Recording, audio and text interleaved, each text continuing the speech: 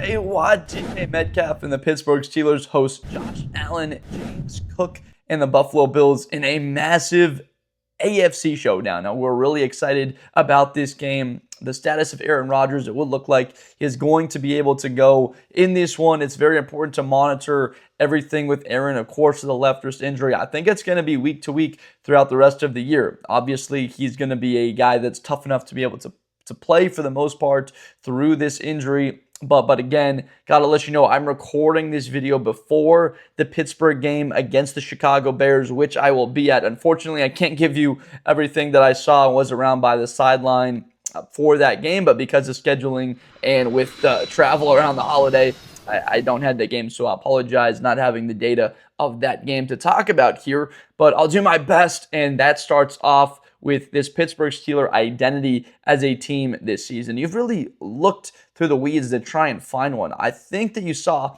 it in the two matchups against the Cincinnati Bengals. Both of them were quarterback driven. Now, when Aaron Rodgers left the game, Mason Rudolph stepped up and he had a lot of success completing the football. It's decisive, good footwork in the pocket and getting the ball out on time. That's the key, and accurately. And then the run game. I'm not asking Pittsburgh to run the football for 5, even if 4.5 yards a carry. 4 yards a carry and consistently enough going to it and having balance will give them enough if their defense continues to play well. I'm not asking also for 12 points a game, but it feels to me like for the Buffalo Bills team to be held to something like 22, 23 points to give the Steelers a chance in this game, I believe that they can stay with them. That's really the key because of how high-powered this Buffalo Bill attack is. Josh Allen, he's dynamic. We all know that, but they're top 5 in the league as an offense. They're the number 1 rushing offense. They score the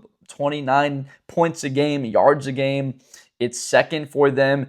And then time of possession, they maintain the football because of how well James Cook, Josh Allen are able to keep it on the ground and run the football, and then they play good defense behind it. So this Buffalo team, there were talks about earlier in the season after a loss to New England that this team is boring and all of that. I don't think Sean McDermott gives any sort of care to the media. He has an identity of how he wants to approach his games. We're going to play stylistically really smart in this offense with Joe Brady that we are going to attack, pound your face in, and doesn't that sound a heck of a lot like the Pittsburgh Steelers? I'm really fired up for this matchup because this is one of the more physical games. You get into late November, December, AFC football, these northern teams going after each other. Hopefully some weather for this one.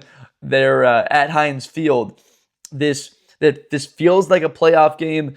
These two teams vying for positioning, trying to win their divisions. It's a tall order for both of them to be in a spot to win their division.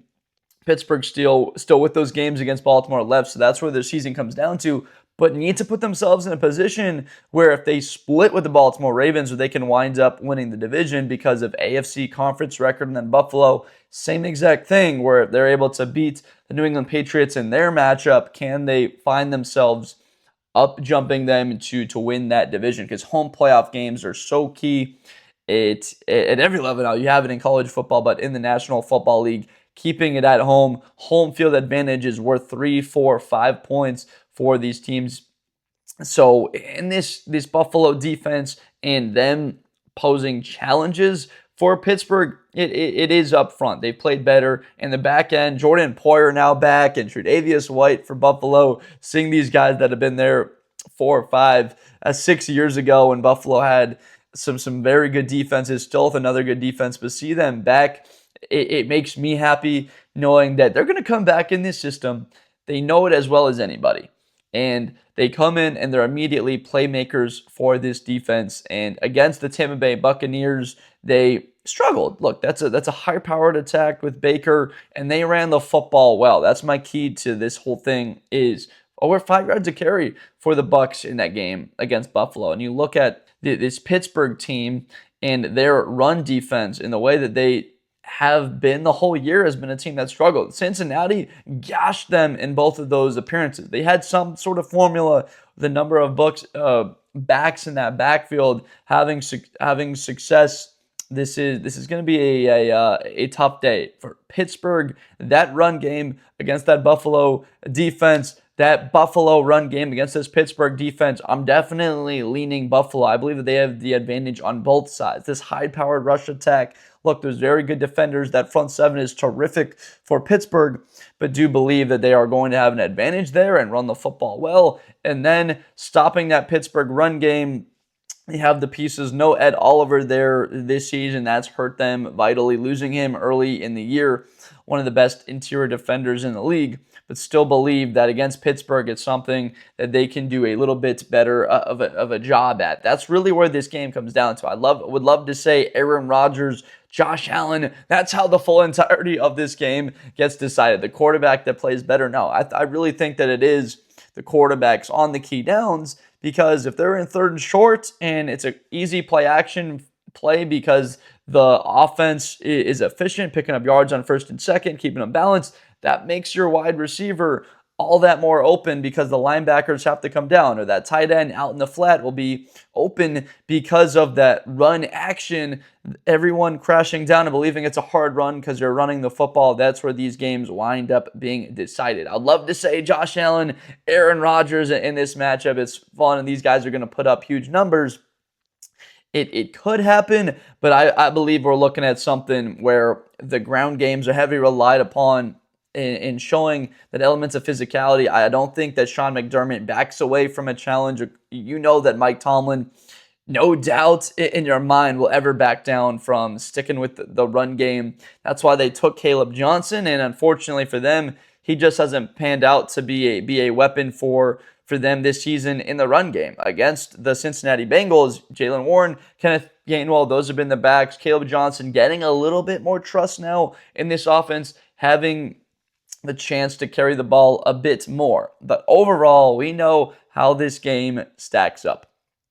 TJ Watt, this is the type of player that can wreck any game. He gets double teamed, chip blocked more than anybody, but at a certain point, the great ones just make great plays. So can TJ Watt at some point get to Josh Allen?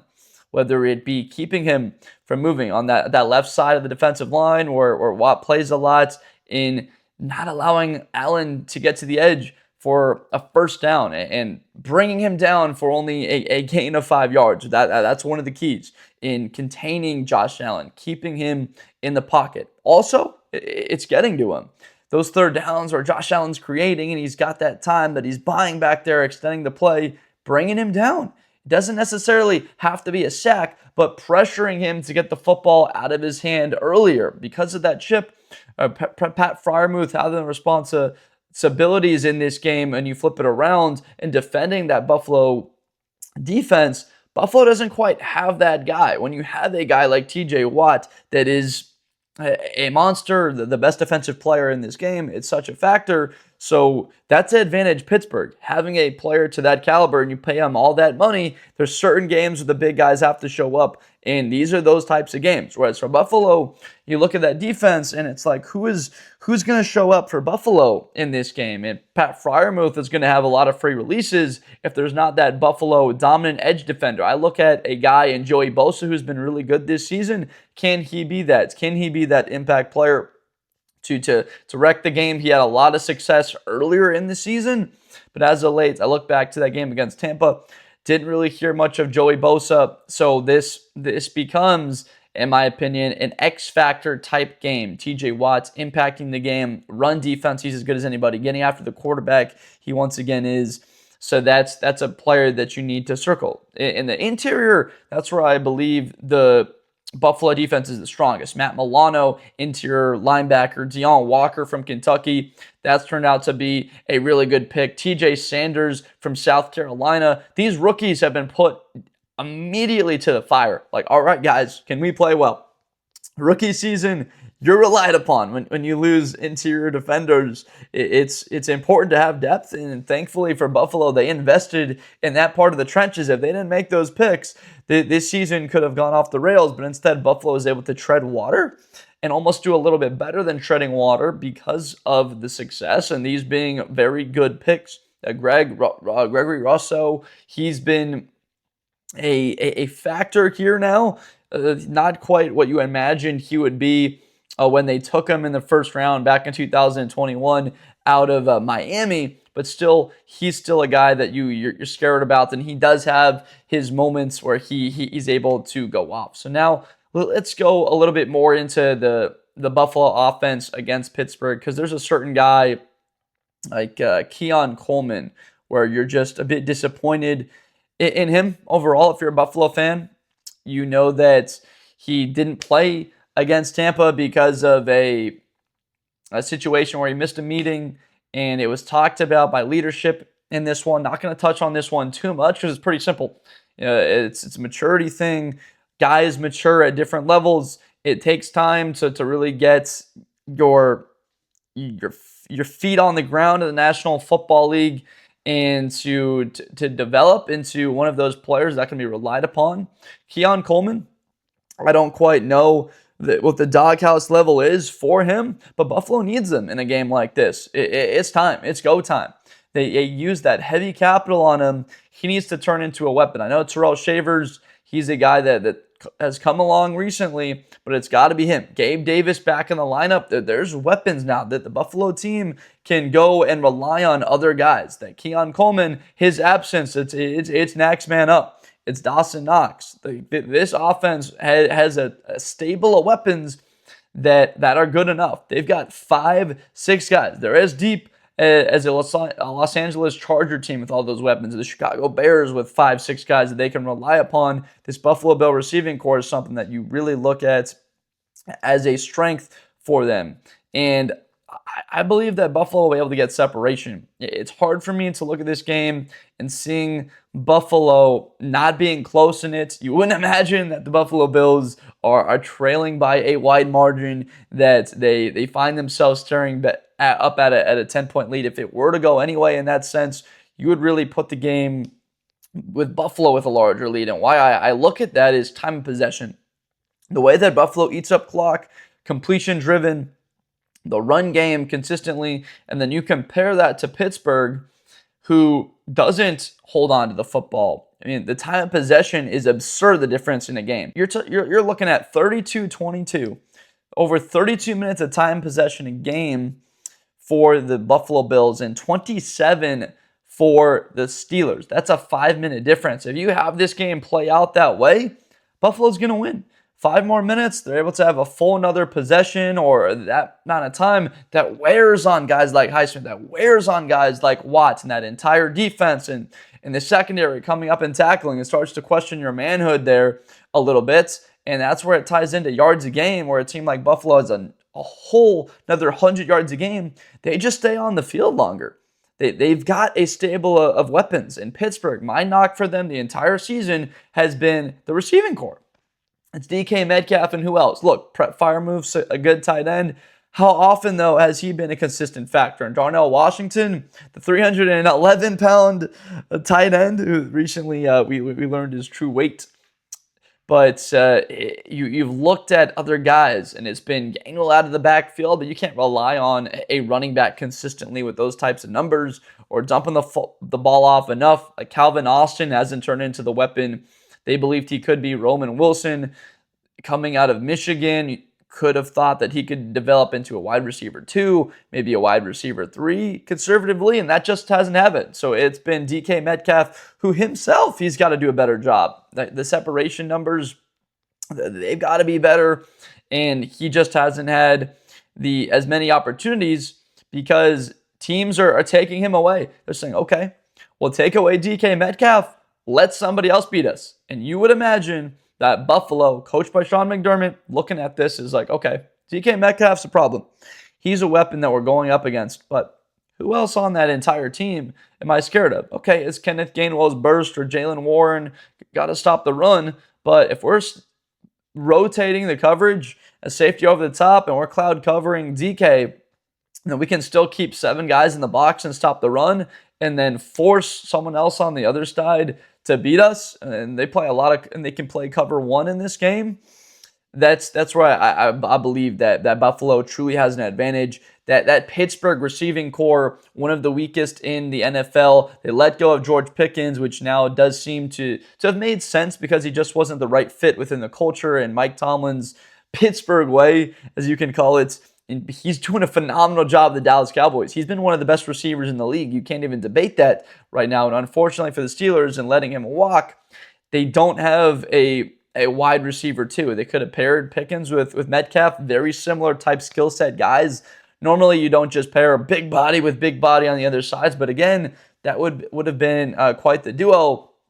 Can't talk about that because it isn't available to them. They let him walk. And that's been the largest weakness and why I capped the ceiling on Pittsburgh. If they were to even get into the playoffs, why they can't win more than one game is consistently a downfield passing attack, and the rushing attack just hasn't been dangerous enough where you would fully rely on them to run the ball, where you could pick up three runs in a row to pick up a first down.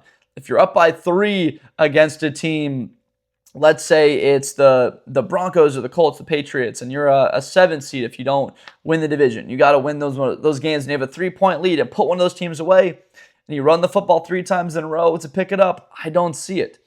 I see it being on the right shoulder of Aaron Rodgers and him having to make a throw that DK Metcalf's taken away. I'm putting the advantage in that other team's camp. So I'm going to go with the Buffalo Bills to win this game. To be frank, this one is a relatively simple pick for me. I'm going to take them to win this game 26-20. I believe that top to bottom, this is a far better roster, and the weapons on offense they possess, dynamic back in James Cook, and then Josh Allen's running ability. I haven't touched on it a whole lot in this game, but it can come down to Josh Allen's legs. And Aaron Rodgers, early in his career, when he can move around and extend, he just sort of goes down now and avoids the big hit or the contact, whereas Josh Allen at times seeks it out. He does a far better job of not forcing the ball into dangerous spots the way that he did earlier in his career, and that's elevated this Buffalo team and kept them in a Super Bowl contending position where they let a guy like Stephon Diggs walk, and they've been fine. They've got this stable of weapons. You're curious about this team. Where would they go in the NFL draft at the end of the year? We can worry about that in the offseason. We're going to be making a lot of draft content and looking at teams like Pittsburgh, who could use a wide receiver as much as anybody. And then Buffalo, if they could get one of those wide receivers that are coming out of this draft, there's going to be a stable of 6, 7 really good guys coming out of college that you could take a look at. Then you're looking at 2 teams that could be improved and staying well. We'll see what happens with Rodgers, but Buffalo, a contending team because of that quarterback, that run game, and then defense, top to bottom, they've been quite good.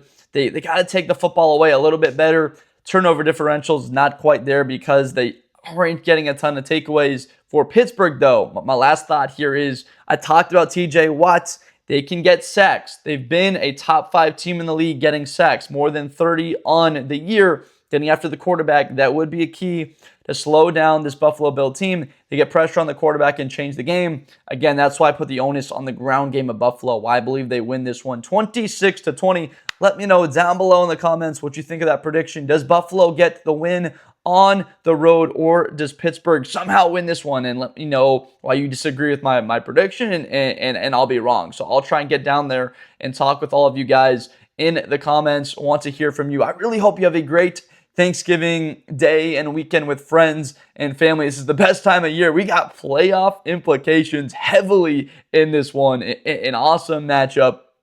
Doesn't get much better than the great Buffalo Bills, the storied franchise, the Pittsburgh Steelers, on a cold November day, as good as it gets right here. So if you have not already, please subscribe for more Blitz with Blender football content. My name is Josh Blender. I make NFL and college videos weekly, getting you set and ready for these matchups. Excited for them, delivering the preview in a way that I hope elevates these guys in a positive light. Gotta criticize and critique where it is, but the overall message and theme here is to lift up these players, enjoy in this sport that we all love, and to get ready for these great games. Playoffs are on the way. Best time of the year of the holiday season, and some great football. So hope you enjoy your Thanksgiving weekend, and I will see you next time. Best player in college football. That Georgia and Ohio State game, New Year's Eve, is going to be a classic. Josh Blender, hi everybody, I'm Josh Blender. To the 40, 35, 30, Espinosa to the 20.